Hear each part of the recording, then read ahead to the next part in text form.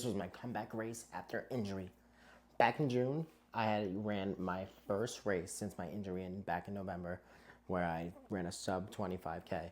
I don't know if I got injured during that race or after, but I definitely tore my groin or a muscle in it, and I had to do like 3 to 4 months of rehab on my inner groin, doing tons of kettlebells, resistance bands, using tons of different things to make me stronger and tougher. I signed up for this 10K back in April.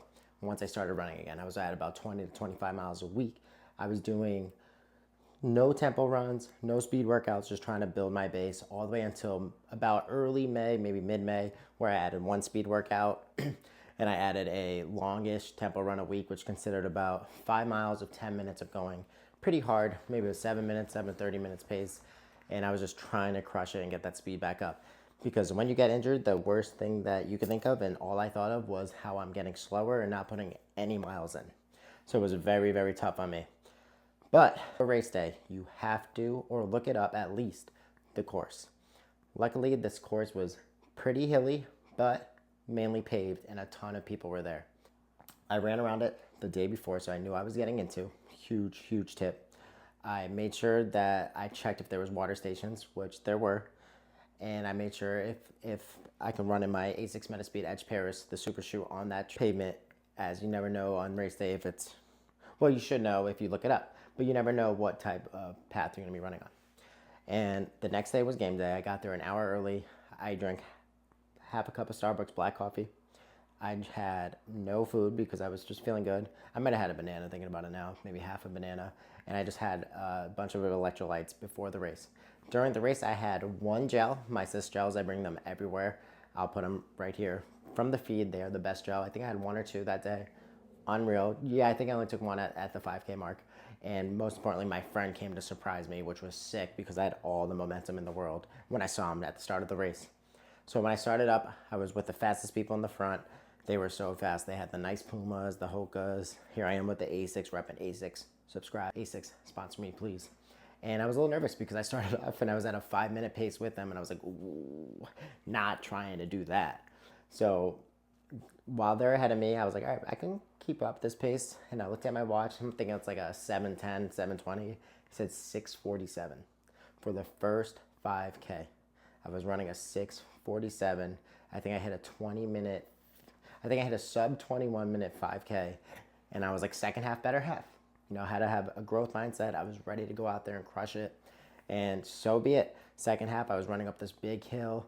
I had 1 lap left, or 1K left. I was at right about 5 miles, and I was like, maybe I'll save some energy for the end. Looked at my watch because the goal for this race was to beat what I did in New York last year, which was 44:50, or just under a 45-minute 10K, and I wanted to do sub 44 and just beat that number. I was like, I know I've gotten faster. Maybe all the stretching and all the recovery has finally helped. And then I got there looked at my watch, running up this hill, 5.5 miles, maybe 5.25 miles in, and I was at 40 minutes. I sprinted as fast as I can. I think I hit a 6-minute mile to end it, and I ended up with 42:19, which was a huge, huge, huge goal, and determines how I'm ready for this New York City Marathon coming up. That is my next big race, and this was my biggest accomplishment so far, leading up to my summer races, and I was just pumped that I didn't lose much speed, if any. I'm back in shape. My groin, or I'm lifting weights. I'm getting ready for the HYROX too, but I'm just pumped that I'm about 9 weeks away from the New York City Marathon, and I'm ready to crush it. That gave me such a confidence boost, running a 42:19 flat course. I might even be able to break a sub 40-minute 10K, which would be sick. But that was definitely the goal going into it, was trying to break a sub 45-minute marathon. And I did it again, and I crushed it with a 42:19. So I just want to give a big shout out to everyone supporting me on this journey of mine. And I can't wait for that New York City Marathon in 9 weeks. It's November 2nd. Mark your calendars. Make sure you buy some merch, the calisthenics merch, to get moving. And I just appreciate all of you. If you like more videos like this, I'm trying to post at least 1 long video a week every Sunday. I can't guarantee that, but I'm trying my best. But thanks to all of you for supporting me, as I wouldn't be doing this without you. Everyone has their comeback race, whether you're injured, whether you're taking months off, whether you're just resting from all the work you're doing outside of running.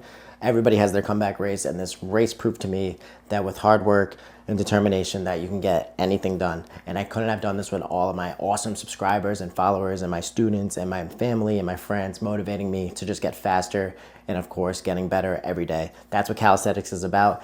And if you want to follow my journey and look at my other videos, this is part 3 of my marathon journey series. 9 weeks out today from New York City Marathon. I can't wait, where I'm trying to break a sub 3:30 marathon. And I'm 4 weeks away from the Boston HYROX. So I got to get more muscles and get in better shape for that too. So come with me on this amazing journey. And of course, I'm Jesse with Calisthenics, or Coach Cala is what the kids call me. Don't forget to like, comment, subscribe, and of course, get moving.